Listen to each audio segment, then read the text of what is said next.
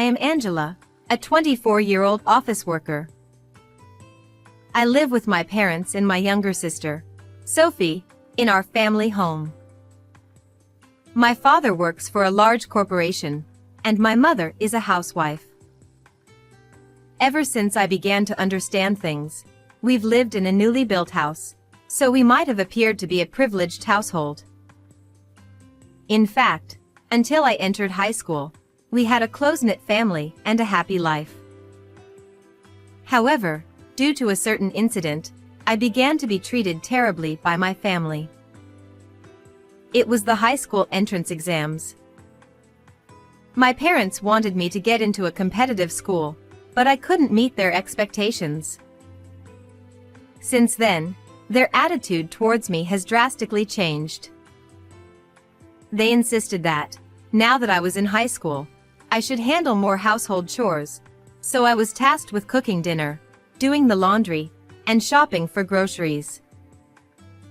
Because of this, I had little time to study, and when my test scores were not good enough, they called me a terrible child. However, my 2 years younger sister, who got into a competitive school as my mother hoped, wasn't tasked with any household chores. Even if her test scores were poor, she was comforted and told to do better next time, and taken to movies and shopping for a change of pace.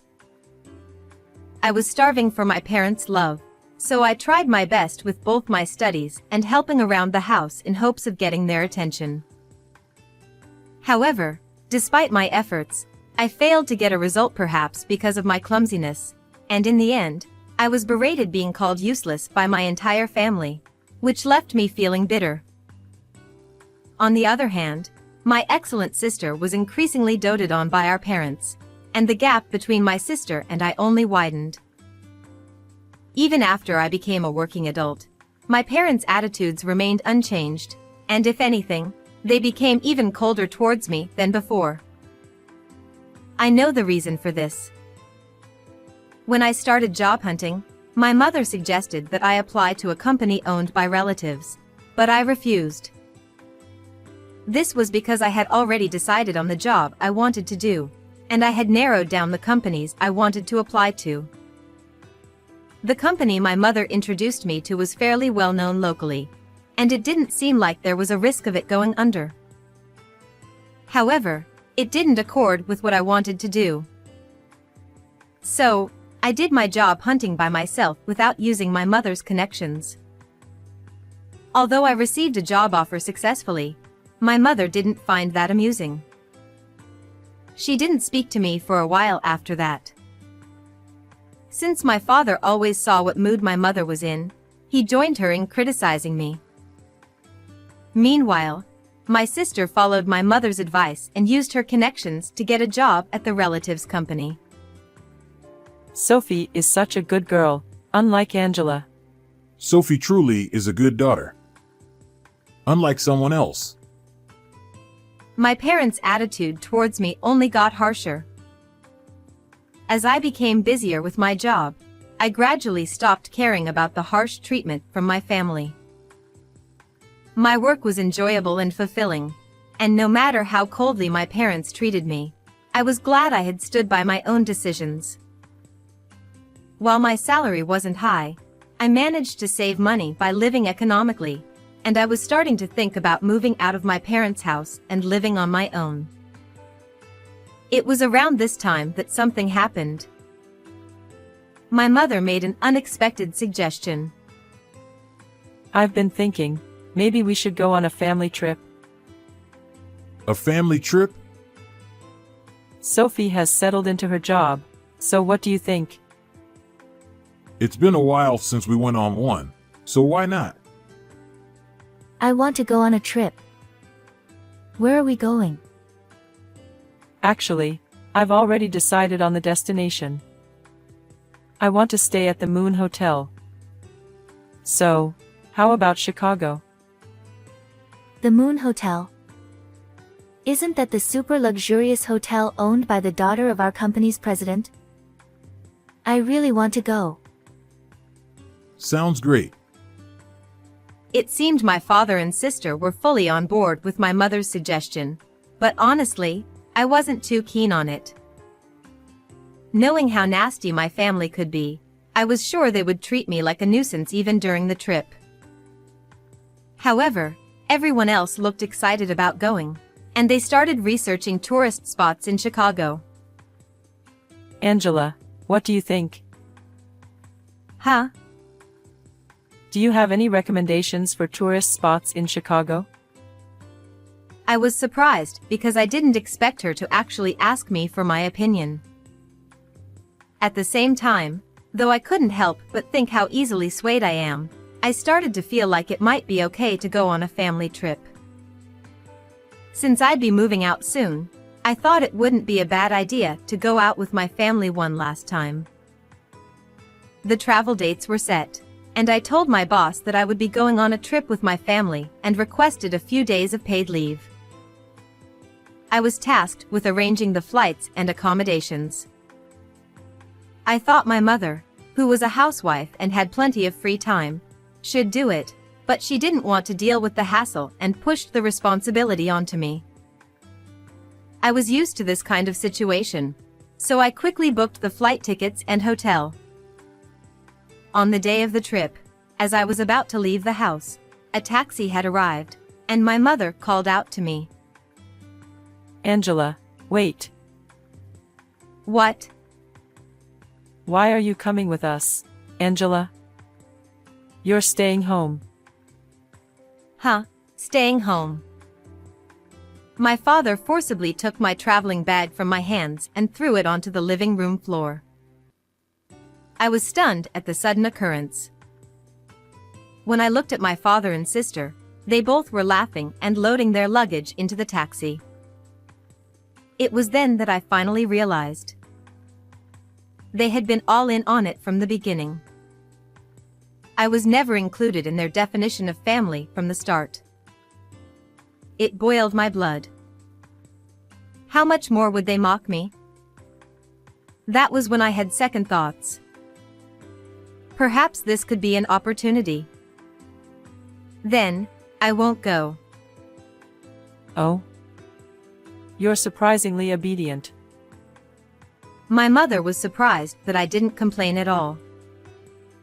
Unusually compliant, aren't you? Don't mess up the house while we're gone. Well then, Angela.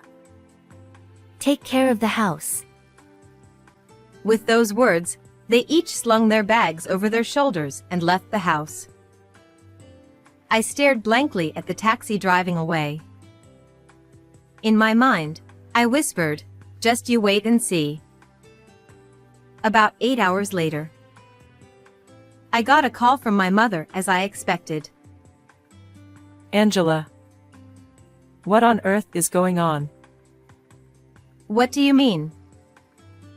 When we tried to check into the hotel, they said the payment hadn't been made yet? Then I calmly replied to my mother yelling hysterically. Well, of course. I booked it for pay on arrival.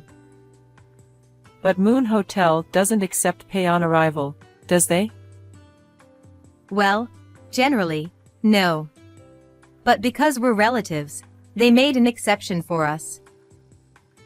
That's right. When I arranged the hotel, I booked it for pay on arrival. This was because I had no guarantee that my parents or sister would repay me later if I paid the money for the hotel and flight up front. As I had been concerned, they never intended to pay the cost. I could feel their panic over the phone. While I had to pay for the flight in advance, opting for pay on arrival for the hotel, leveraging the connection as relatives, turned out to be a smart move. My parents and sister, who had assumed that I had already taken care of the payment, must have been quite flustered when they were asked to settle the accommodation fees at the front desk. Why didn't you pay in advance? I don't have money for the hotel. Of course, if I had gone, I would have paid on arrival. But it was you who decided to leave me behind, right? You should figure it out yourselves. Then you should have told us. I never thought I would be left behind like this. It can't be helped. If you can't afford the hotel, why don't you sleep around there? With that, I ended the call. It must have been quite humiliating for our family, who were so concerned about appearances, to cause such a fuss at a hotel owned by a relative and managed by the daughter of my sister's company president, simply because they couldn't pay. As I left the house that had been my home for 24 years, I couldn't help but feel the corners of my mouth twitching with suppressed laughter. Initially, my revenge was meant to end here. However, it took an unexpected turn. The panic and commotion caused by my parents and sister at the Moon Hotel were far worse than I had imagined. According to what I heard later through relatives, my parents and sister kept negotiating at the front desk for a while, trying to see if they could lower the bill for my portion since I wasn't there. Of course, same-day cancellations weren't accepted, and eventually, my father ended up paying the full amount with his card. The scene of my family shouting over the phone, demanding to know why the bill wasn't settled, and then pleading for a reduction in the fees for one person, must have caused quite a stir in a luxury hotel. Furthermore, Moon Hotel typically operates on a strict reservation-only policy and doesn't usually accept pay on arrival. It was only because we were relatives that they made an exception for us. However, despite this special arrangement, my parents' outrageous behavior left a strong negative impression on the management of Moon Hotel. Naturally, this incident reached the ears of my sister's company president through their daughter, who was the manager of Moon Hotel. As a result, my sister, who had already secured her position through connections, found herself in a worse position within the company. Now, it seems that her chance of career advancement is utterly hopeless. My sister, whose treatment at work visibly deteriorated, lashed out at our mother, who had recommended the job through connections. This rebellion from my sister, who had never shown any defiance before, drove our mother to madness. And my father is frustrated with both of them. Well, it seems like all three of them are experiencing a picture-perfect kind of unhappiness.